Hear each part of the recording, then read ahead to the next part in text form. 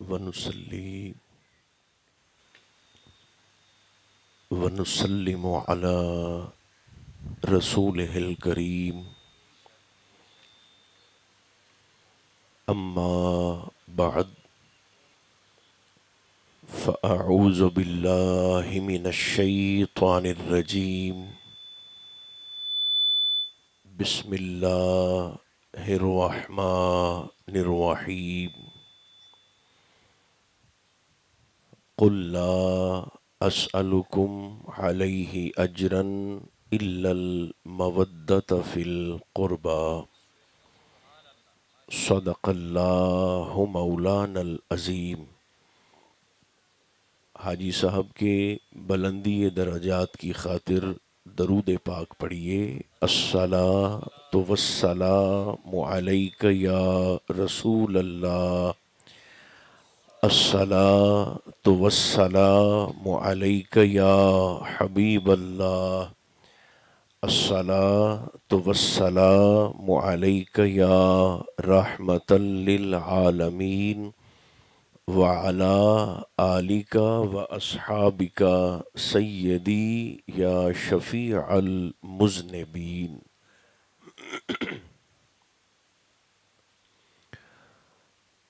اللہ تبارک و تعالی جل مجدہ العظیم کی حمد و ثنا حضور سید عالم صلی اللہ علیہ وآلہ وبارک وسلم کی ذات بابرکات پر صلاۃ و سلام کے ہدایہ پیش کرنے کے بعد، عزیزان محترم، اللہ رب العزت کا شکر ہے جس نے ہماری گردنوں میں نسبت رسول کا کلادہ عطا فرمایا۔ بزم دعا میں ہم سب کو بلایا گیا۔ پروردگار عالم اس عظیم ذکر کا وسیلہ مرحوم و مغفور حاجی صاحب علیہ الرحمہ کے حق میں قبول فرمائے۔ پسماندگان کو توفیق صبر جمیل عطا فرمائے اور ہم سب کا خاتمہ بھی بالخیر فرمائے۔ محرم الحرام کا مہینہ ابتدائے آفرینش سے ہی حرمت اور عزت والا رہا ہے، مگر اس مہینے کو جو اعزاز نسبت حسین نے عطا کیا ہے، تاریخ اس کی مثال پیش کرنے سے قاصر ہے۔ امام علی مقام نے میدان کربلا میں اپنے خانوادے کی قربانی اللہ کے حضور پیش کر کے دین مصطفیٰ کے جھنڈے کو اتنا سر بلند کر دیا ہے کہ قیامت تک ہزاروں شمر آ جائیں، لاکھوں یزید آ جائیں، فکر حسینی سے ٹکرا کر پاش پاش تو ہو سکتے ہیں، دین مصطفیٰ کو نقصان نہیں پہنچا سکیں گے۔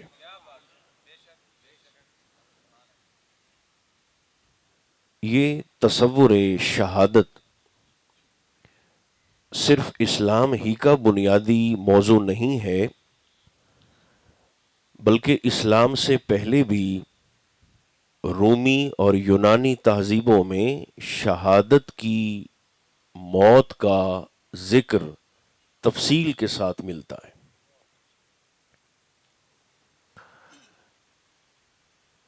اسے کہتے ہیں فائنڈنگ امورٹیلٹی ان ڈیتھ، یعنی ایسی موت مرنا جس کے بعد انسان ہمیشہ کے لیے زندہ ہو جائے، ایسی موت جو انسان کو فنا سے بقا کی طرف لے جائے۔ موت کا یہ اچھوتا تصور اسلام سے پہلی تہذیبوں کے اندر بھی موجود تھا، مگر اسلام نے اسے مزید بہتر انداز سے اور منفرد انداز سے اپنے ماننے والوں کے سامنے رکھا۔ یعنی ہمارا دین یہ کہتا ہے کہ زندہ وہ ہے جس نے حق کا ساتھ دیا، اور مردہ وہ ہے جس نے جانتے بوجھتے ہوئے حق سے منہ موڑا۔ جو احباب توجہ سے میری گزارشات کو قبول فرما رہے ہیں، وہ یوں سمجھیں کہ ہمارا اسلام کہتا ہے سانس چلنے کا نام زندگی نہیں ہے اور سانس رک جانے کا نام موت نہیں ہے۔ ایسا ہو سکتا ہے کہ ایک شخص بظاہر ہمیں چلتا پھرتا نظر آئے، کھاتا پیتا دکھائی دے، اٹھتا بیٹھتا نظر آ رہا ہو، مگر اللہ کے نزدیک وہ مردہ ہو۔ اور ایسا بھی ہو سکتا ہے کہ ایک وہ شخص جسے ہم نے 10-12 فٹ زمین کی گہرائی میں قبر کی تنہائی میں جا کر لٹا دیا ہو، اور ہم اس کے میت ہونے کا اعلان کر رہے ہوں، مگر عین ممکن ہے کہ وہ شخص اللہ رب العزت کے نزدیک حیات جاویدانی پا چکا ہو۔ اس مثال کو ہم قرآن مقدس کے تناظر میں ایسے سمجھ سکتے ہیں کہ حضور علیہ السلام کے چچا حضرت امیر حمزہ رضی اللہ تعالی عنہ ابھی ایمان لا رہے تھے، ابھی حق کا ساتھ دیا نہیں تھا۔ آہستہ آہستہ آپ کی طبیعت اور مزاج اور ذہنیت اسلام کی طرف، شریعت کی طرف اور دین کی طرف راغب ہو رہا تھا۔ امیر حمزہ کا نام ہمارے لیے اجنبی نہیں ہے۔ یہ وہ شخصیت ہیں کہ جن پر میدان احد میں اللہ کے رسول نے 70 مرتبہ نماز جنازہ ادا فرمائی ہے۔ کہاں سے لاؤں وہ زبان اور کہاں سے لائیں آپ وہ کان اور سماعتیں جو اس عظمت کو بولیں اور سمجھیں اور سنیں۔ 70 شہید ہوئے میدان احد میں، اور اللہ کے رسول نے سب پر نماز جنازہ ادا فرمائی، مگر باری باری شہداء کے مقدس اجساد کو لایا جاتا تھا، آقا کے سامنے رکھا جاتا تھا، اور نماز کے بعد اٹھا لیا جاتا تھا۔ حضرت امیر حمزہ وہ عظیم الشان شخصیت ہیں جن کا وجود پاک شہادت کے بعد 70 کی 70 مرتبہ حضور علیہ السلام کے سامنے نماز جنازہ کی ادائیگی کے لیے موجود رکھا گیا ہے۔ یہاں 40 مومن جس کے لیے دعا کر دیں اس کی جنت پکی ہو جاتی ہے، اور جس پر مصطفیٰ نے ہی 70 بار مغفرت کی دعا پڑھ دی ہو، جنت کیوں نہ آگے بڑھ کے استقبال کرے گی۔ لیکن مزاج قدرت دیکھیے،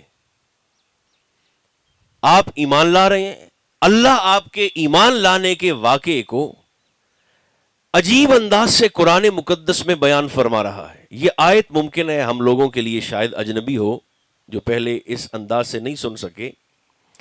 اللہ فرماتا ہے اَوَ مَنْ كَانَ مَيْتًا، اور امیر حمزہ کی عظمت کے لیے ہمارے صوفیاء فرماتے ہیں جس نے اللہ سے کوئی بات منوانی ہو اسے چاہیے کہ وہ سفارش کروائے جناب رسالت مآب علیہ السلام کی، اور جس نے مصطفیٰ سے کوئی بات منوانی ہو اسے چاہیے کہ وہ حضور کی بارگاہ میں سفارش کروائے امیر حمزہ رضی اللہ تعالی۔ اتنی بڑی صوفیانہ شخصیت ہے، لیکن اللہ کیا فرما رہا ہے؟ اللہ فرماتا ہے اَوَ مَنْ كَانَ مَيْتًا فَأَحْيَيْنَاهُ، فرمایا جب تک حمزہ ایمان نہ لائے تھے، جب تک امیر حمزہ نے مصطفیٰ کا کلمہ نہیں پڑھا تھا، اللہ قرآن میں اعلان کر رہا ہے قریشیوں یہ حمزہ تمہارے کاغذوں میں زندہ ہو سکتا ہے، اللہ کے کاغذوں میں مردہ تھا۔ پتہ نہیں تساں گل سنی ہے کہ نہیں سنی۔ جب تک حمزہ نے حق کا ساتھ نہ دیا تھا، اللہ فرماتا ہے تمہارے نزدیک یہ زندہ ہوگا، میرے نزدیک حمزہ مردہ ہے۔ حالانکہ حمزہ مکہ کی سرزمین پر چلتے تھے، لوگ آتا جاتا امیر حمزہ کو دیکھتے تھے، لوگ ان سے کلام کرتے تھے، لوگ ان سے باتیں کرتے تھے، مگر اللہ فرماتا ہے جب تک اس نے حق کا ساتھ نہیں دیا میرے نزدیک حمزہ مردہ ہے۔ جب انہوں نے کلمہ پڑھ لیا، اپنی جان اور اپنا تصور اور اپنی عقل حضور کے قدموں میں سرے تسلیم خم کر دی، اب انداز تیور بدلے۔ اللہ فرماتا ہے فَأَحْيَيْنَاهُ، اب حمزہ حق کے ساتھ کھڑا ہو گیا ہے اور ہم نے اپنی جانب سے اسے طیب و طاہر زندگی عطا کر دی ہے۔ اب میں نے حمزہ کو زندگی عطا کر دی ہے۔ فَأَحْيَيْنَاهُ، ہن اس نو کوئی بندہ مارتے وکھاوے۔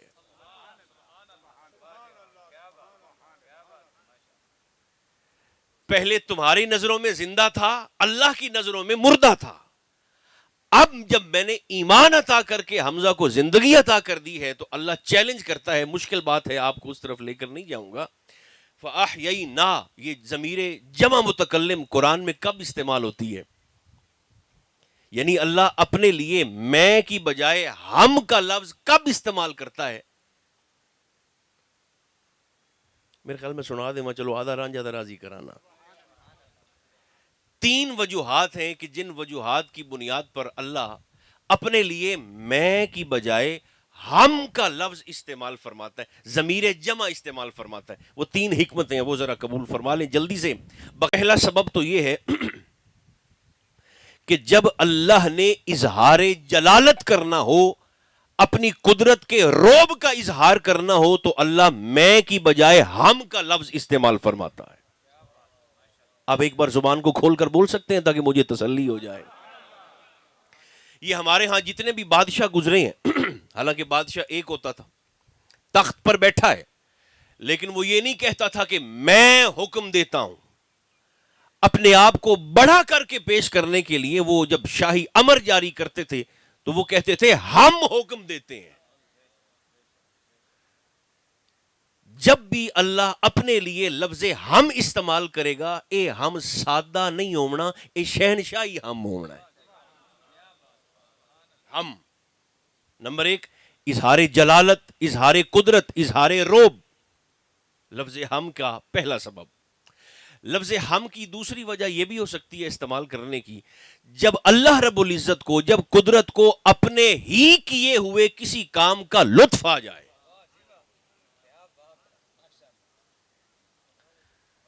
اس کی قدرت کوئی کام کرے اور اسے اپنے ہی کام کا مزہ آ جائے۔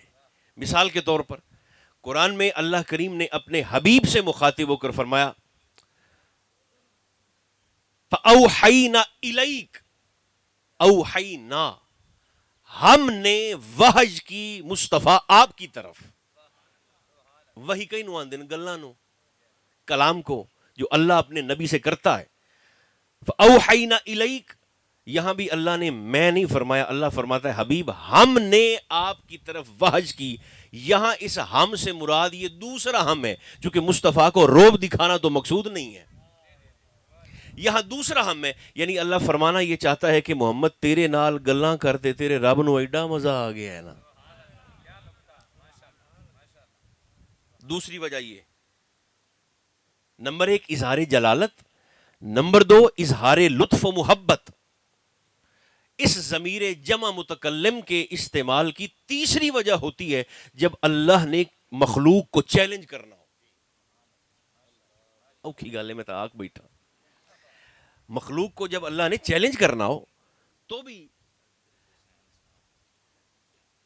میں عرض کرنا لفظ نا کے استعمال کی تیسری وجہ یہ ہے کہ جب اللہ نے اپنی مخلوق کو چیلنج کرنا ہو، یہاں یہ تیسرا ہم مراد ہے۔ کیا؟ اللہ فرماتا ہے فَأَحْيَيْنَاهُ، حبیب جب تک حمزہ نے کلمہ نہیں پڑھا تھا یہ اللہ کے نزدیک مردہ تھا۔ فَأَحْيَيْنَاهُ، اب ایمان عطا کر کے ہم نے امیر حمزہ کو زندگی عطا کر دی ہے، ہن اساں اینو حیاتی عطا کیتی ہے، ہن تساں اس نو مارتے وکھاؤ۔ اب تم اسے مار کر دکھاؤ۔ اللہ نے پھر اپنے اس چیلنج کو ایسے نبھایا کہ میدان احد میں میدان احد میں جناب امیر حمزہ کو شہید کر دیا گیا، سینہ چیر کر کلیجہ نکال کر چبا لیا گیا، شہادت کے بعد آپ کی لاش کا مسلا کر دیا گیا، ناک کٹ گئی، کاٹ دی گئی، کانوں کو کاٹ دیا گیا، آنکھوں کو پھوڑ دیا گیا، جسم کی بوٹی بوٹی کر دی گئی حضرت امیر حمزہ کی، مگر اللہ فرما رہا ہے، چونکہ چیلنج کیا تھا، اللہ فرماتا ہے اب اس کو مار کر دکھاؤ، کٹ گیا ہے، پھٹ گیا ہے، لاش چر گئی ہے، اب اس کو تم موت دے کر دکھاؤ۔ مولا یہ تو شہید ہو گئے، اب اللہ نے ہماری زبانوں پر اور عقل پر پابندی کیا لگائی؟ اللہ فرماتا ہے وَلَا تَقُولُوا لِمَن يُقْتَلُ فِي سَبِيلِ اللَّهِ أَمْوَاتٌ بَلْ أَحْيَاءٌ وَلَٰكِن لَّا تَشْعُرُونَ۔ رب فرماتا ہے تمہاری زبانوں پر پابندی ہے، خبردار کسی نے امیر حمزہ کو مردہ کہا بھی تو۔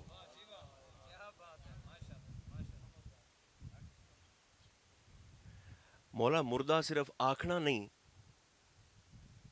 مردہ سوچ لو یہ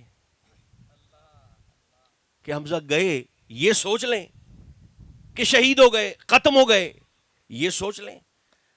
ایک قدم آگے بڑھ کر اللہ نے پھر ہماری عقل پر بھی پابندی لگا دی، سوچ اور فکر پر بھی پابندی لگا دی۔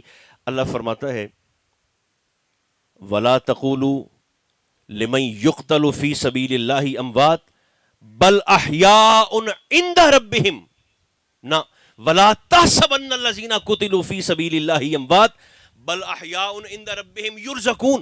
اللہ فرماتا ہے تم نے پہلے حمزہ کو مردہ کہنا نہیں تھا، اب میں نے پابندی لگا دی ہے، تم نے حمزہ کو مردہ سوچنا بھی نہیں ہے۔ عند ربهم یرزقون جی میں تساں ٹکر کھمدے ہو، اللہ فرماتا ہے حمزہ اور حمزہ جیسے اور بھی میں اللہ کی بارگاہ میں زندہ بھی ہے، اور میں ساری کائنات کا رب اپنے ایسے بندوں کو اپنی جناب سے رزق بھی عطا فرماتا ہوں۔ کیا سمجھیں؟ شہادت کی موت کا یہ تصور جو اسلام نے اپنے ماننے والوں کے سامنے رکھا ہے، ہمارا دین کہتا ہے کہ ہر کٹ جانے والا مردہ نہیں ہوتا، اور ہر وہ شخص جو زمین پر چل رہا ہو وہ زندہ نہیں ہوتا۔ کربلا میں کیا ہوا ہے؟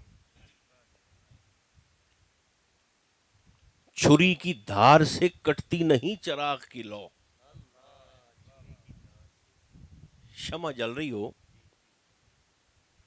موم بتی، اگر کوئی شخص کینچی لے کر آ جائے اور اس دھار کو درمیان سے کاٹنا چاہے، چھری کی دھار سے کٹتی نہیں چراغ کی لو، بدن کی موت سے انسان مر نہیں جاتا۔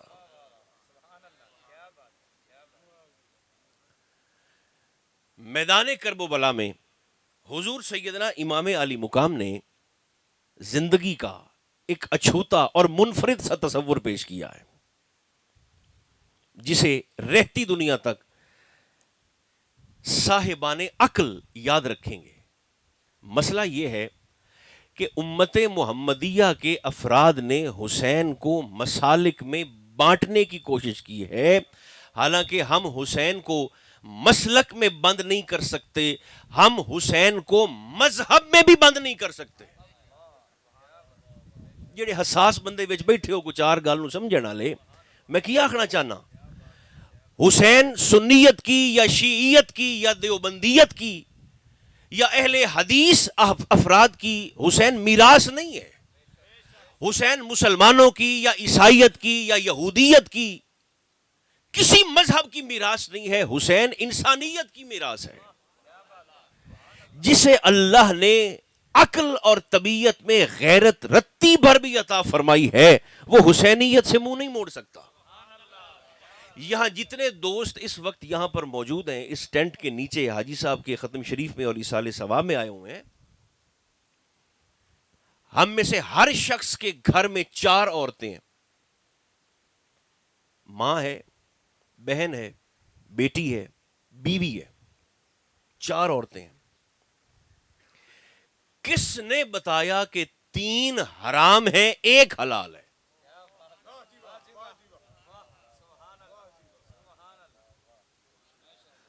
گرو نانک تھے نا، بابا گرو نانک سکھوں کے مرشد، تو ایک مرتبہ بیٹھے تھے اور باہر سے محرم الحرام ہی کے دن تھے، تو آپ کو باہر پڑوس کے گھر سے نا رونے کی آواز آئی.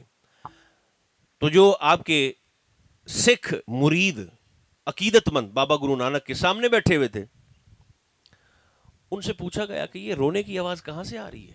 انہوں نے کہا بابا جی پتہ کرتے ہیں.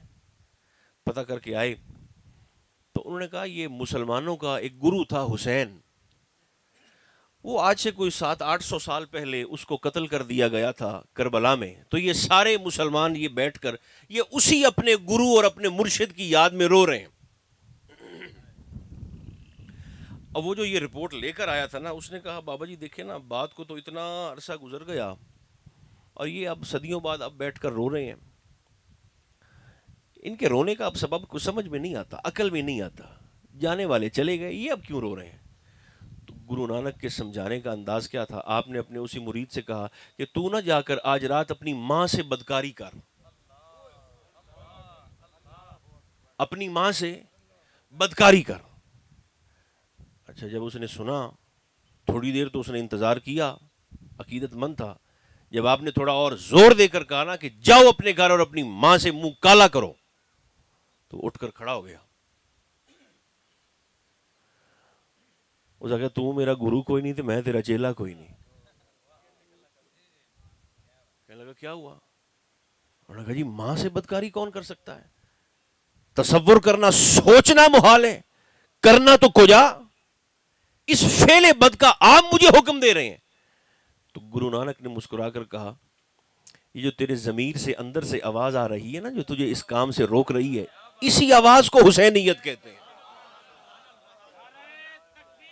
ہمارے گھر میں 4 عورتیں ہیں, ماں ہے, بہن ہے, بیٹی ہے, بیوی ہے. یہ کون بتاتا ہے اندر بیٹھا ہوا کہ 3 حرام ہیں, 1 حلال ہے؟ آپ دیوبندی ہیں, اہل حدیث ہیں, شیعہ ہیں, سنی ہیں, کسی مسلک سے آپ کا تعلق ہو, یہ جو آپ کو اندر سے ضمیر کی آواز آ رہی ہے, اسی غیرت اور اسی ضمیر کی آواز کو حسین کہتے ہیں. ہم اس کو مسلک میں بند نہیں کر سکتے. آج لوگ کہتے ہیں جی آپ نے یہ اعلان کیا ہوا ہے کہ نبی بھی مشکل کشا ہے اور علی بھی مشکل کشا ہے, تو میدان کربلا میں انہوں نے اپنے نواسے کی اور اپنے بیٹے کی مشکل کشائی کیوں نہ کی؟ یہ جو چھوٹے چھوٹے ذہن ہوتے ہیں نا, ان ذہنوں میں یہ خیال اور یہ سوال آتے رہتے ہیں, جن پر تھوڑا بہت مغرب کا رنگ اور زنگ چڑھ جاتا ہے, جو 4 ڈگریاں لے کر سارا دن جوتے چٹکاتے پھرتے ہیں, ان کے ذہن میں پھر مذہب کے متعلق ایسی باتیں آ جاتی ہیں کہ مشکل کشا ہے تو پھر میدان کربلا میں مدد کیوں نہ کی. میں ایک سادہ سی مثال آپ کی خدمت میں عرض کرتا ہوں. ایک والد نے, آپ میری باتوں کو سن رہے ہیں یا میں ہمیں کھپی جانا والا؟ اچھا, ایک والد دہاڑیاں کر کر کے اپنے بچے کو پڑھائے, اس گرمی میں کھڑا ہو کر دہاڑی کرے 1000-1200 کی دہاڑی پر, اور سارا دن محنت کر کر کے تگاری اٹھا اٹھا کے پورا سال اس نے اپنے بچے کو پڑھایا, اور اگر باپ بیمار ہو جائے, اسے بخار ہو جائے, تو وہ ڈسپرین کا پتہ بھی اس وجہ سے نہ لے کہ جو پیسے میں نے اپنی دوائی پہ خرچ کرنے ہیں وہ بھی میرے بیٹے کی کاپی یا کتاب آ جائے گی. رات کو لائٹ چلی جائے تو بیٹریاں جلا جلا کر اور بیٹے کو اٹھا اٹھا کر پڑھائے اور تیاری کروائے, اور سال بھر کی محنت کے بعد ایک دن اس والد کو اسکول سے خبر ملے کہ پرسوں پیر والے دن آپ کے بچے کا امتحان ہے. ہن تانوں کی لگدا ہے کہ پیر والے دن وہ بچہ اور اس کا والد ہیڈ ماسٹر کے پاس اسکول میں جا کر یہ کہیں گے کہ میرے بچے کا امتحان ٹال دو؟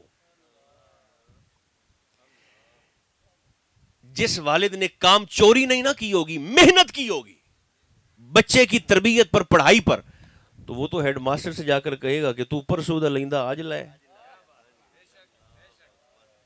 پیر ابھی دور ہے, جتنی محنت میں نے اس پہ کر دی ہے نا, آپ پرسوں کا امتحان لیتے آج لیں. 63 سال مصطفیٰ کی تربیت کا اثر دکھانا تھا حسین نے کربلا میں.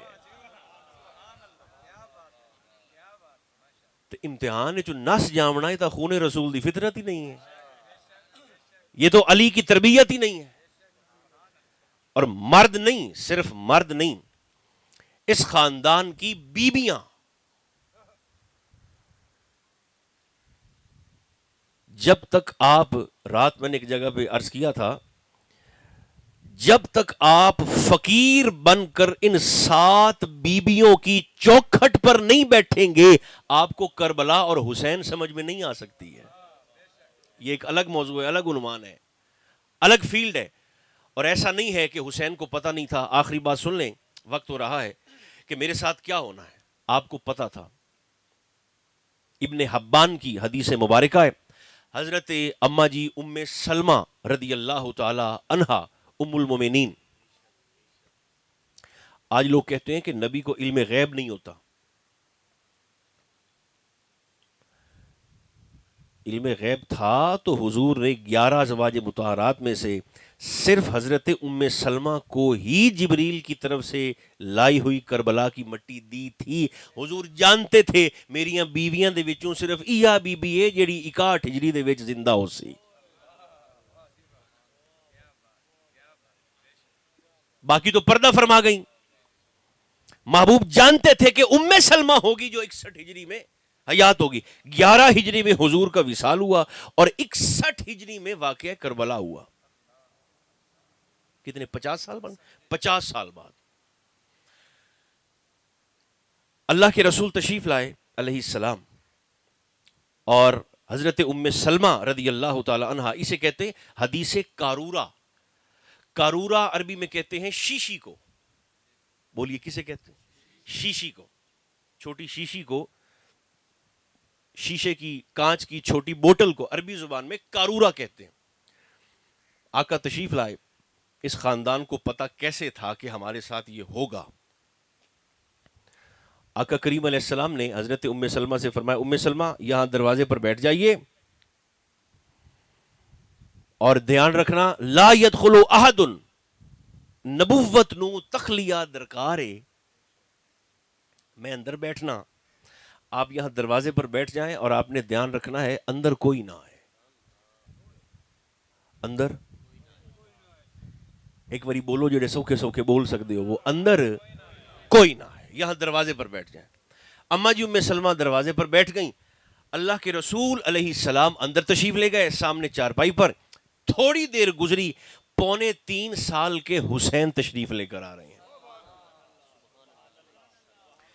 آپ نے اندر آنے کا ارادہ کیا تو جناب ام سلمہ جو دروازے پر تشریف فرما تھیں حضور کی لگائی ہوئی ڈیوٹی پر، آپ نے امام علی مقام کو روکا اور آپ نانی روک دی پئی ہے 2 ترینوں.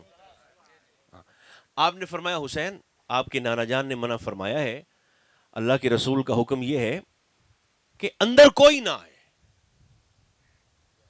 اب یہاں میں آپ کے چہروں کی زیارت کروں گا جتنے چہرے میں دیکھ سکے. اندر کوئی نہ آئے، آپ کے نانا کا حکم ہے اندر نہیں جانا. حضور نے فرمایا اندر کوئی نہ آئے. 3.25 سال کا حسین مسکرا کر اپنی نانی اماں سے کہنے لگے نانی ہونا سا کوئی ہو گیا سے، اب ہم کوئی ہو گئے. ابھی یہ کہا ہے، حدیث پاک میں آتا ہے فواسبا ثم وصلا. ام سلمہ فرماتی ہیں میرے اٹھنے تک اور میرے بھاگنے تک اور میرے پکڑنے تک حسین کو اور میرے سنبھلنے تک حسین نے میرے اوپر سے لگائی چھلانگ. واسبا حسین ماری چھال، ثم وصلا. اور میں نے دیکھا کہ حضور امام علی مقام 3.25 سال کی عمر میں مصطفیٰ کے بازوؤں سے ہوتے ہوتے ہوتے حضور کے شانہ نبوت پہ جا کے چڑھ کے بیٹھ گئے. میں جب اندر گئی تو میں سرکار کے چہرے پاک کو دیکھ رہی تھی کہ حضور خفا تو نہیں ہو گئے. لیکن ام سلمہ فرماتی ہیں میں نے جب چہرہ مصطفیٰ کو دیکھا اور حضور علیہ السلام کی نگاہوں نے میری جانب التفات کی تو میں نے دیکھا کہ محبوب کی چشمان مقدس میں آنسوؤں کا سمندر تھا اور آقا کے ہاتھ میں مٹی تھی. میں نے عرض کیا حضور اس دکھ کا سبب کیا ہے؟ تو آقا نے فرمایا ابھی ابھی آ کر مجھے ام سلمہ جبریل یہ کربلا کی مٹی دے کر گئے ہیں اور مجھے بتا کر گئے ہیں ستقتلو ابنی ھذا امتی، کہ اے اللہ کے رسول اللہ فرماتا ہے اے جنہ بندیاں نو تساں کلمے نہیں پڑھائے، یہ جن کی جنت کی فکر آپ کو پریشان رکھتی ہے، جن کی شفاعت کرنے کے لیے آپ بے قرار رہتے ہیں، جن کے لیے آپ نے غاروں میں حضور 40 سال تک دعائیں مانگی ہیں، جن کی فکر مغفرت آپ کے مبارک ٹخنوں کو سجا دیتی ہے اور آپ کے پاؤں کو متورم کر دیتی ہے، مجھے آ کر بتایا گیا حضور، اللہ فرماتا ہے یہی آپ کے امتی اس کندھے پر بیٹھے ہوئے 3.25 سال کے آپ کے بیٹے کو میدان میں ذبح کر دیں گے۔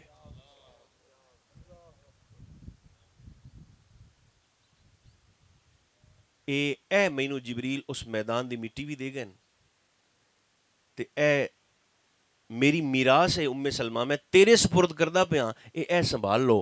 ام سلمہ بھاگ کر گئیں اپنے کچن سے، یہی کارورہ شیشی لائیں، آقا نے اس شیشی میں ام سلمہ نے مٹی ڈالی اور حضور نے فرمایا اسے اپنے پاس رکھیے گا، جب یہ مٹی خون میں بدل جائے تو ام سلمہ سمجھ لیجئے گا کہ میری امت نے میرے حسین کو شہید کر دیا ہے۔ آپ نے وہ سنبھال کر رکھی اور آپ پھر اسے ہر روز درجنوں بار دیکھتی تھیں۔ پھر جب 61 ہجری میں امام عالی مقام مدینہ کو چھوڑ کر مکہ جا رہے تھے تو آپ اپنی نانی حضرت اماں جی ام سلمہ کے پاس آئے اور اپنی ساری جائیداد اور اپنی ساری میراث کا اختیار جناب ام سلمہ کو دیا، جویں میرے نانا جی دیتا اسی طرح اماں جی میں آپ کو امینہ بناتا ہوں اور میں اب جا رہا ہوں، کوفہ کی طرف میرا سفر ہے۔ تو جب سے حسین نے مدینہ سے قدم نکالا تھا تو محدثین کرام فرماتے ہیں اس دن سے جناب ام سلمہ نے نہ جانے کتنی بار صبح و شام اٹھ کر اس شیشی کو دیکھا۔ بالآخر 10 محرم الحرام جمعہ کا دن 61 ہجری آپ سو رہی تھیں، ظہر اور عصر کے درمیان آپ نے خواب دیکھا کہ حضور علیہ السلام آپ کی مبارک زلفوں میں اور بالوں میں خاک ہے، داڑھی شریف پر اور سرکار کے مبارک لباس پر خاک ہے، اور حضور خواب میں تشریف لائے۔ حضور آپ اس کیفیت میں کیوں؟ تو فرمایا ام سلمہ میں سارا دن آج کربلا میں رہا ہوں، حسین اور اس کے ساتھیوں کا خون شہیدوں کا اکٹھا کرتا رہا ہوں، میرے بیٹے کو شہید کر دیا گیا ہے۔ آپ نے جب یہ خواب دیکھا تو آپ چونک کر اٹھیں اور جلدی سے آپ نے وہ شیشی دیکھی، وہ جو خاک تھی وہ خون میں تبدیل ہو چکی تھی۔ مدینہ میں شہادت حسین کی سب سے پہلی خبر حضرت ام سلمہ نے اہل مدینہ کو دی ہے۔ آخری 30 سیکنڈ صوفیاء نے یہاں ایک سوال اٹھایا۔ صوفیاء فرماتے ہیں جبریل نے آ کر حضور کو خاک کیوں پیش کی؟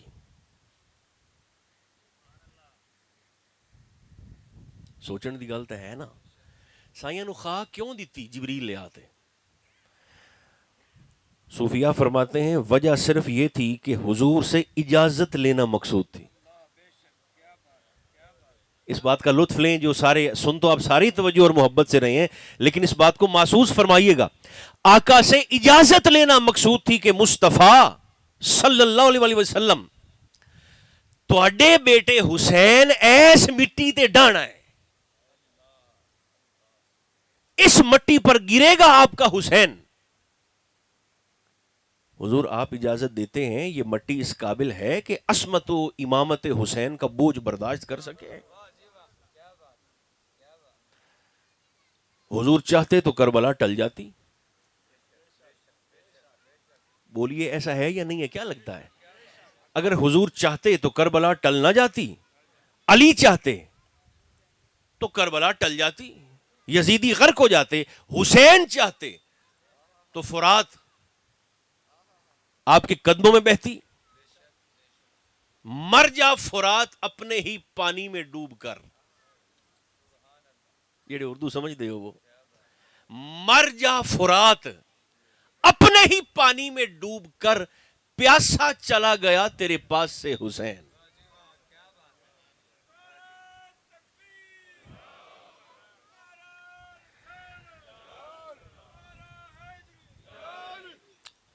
اے ساری اوڑ تے ماخذ تے نتیجہ تے جوہر اے ہے کہ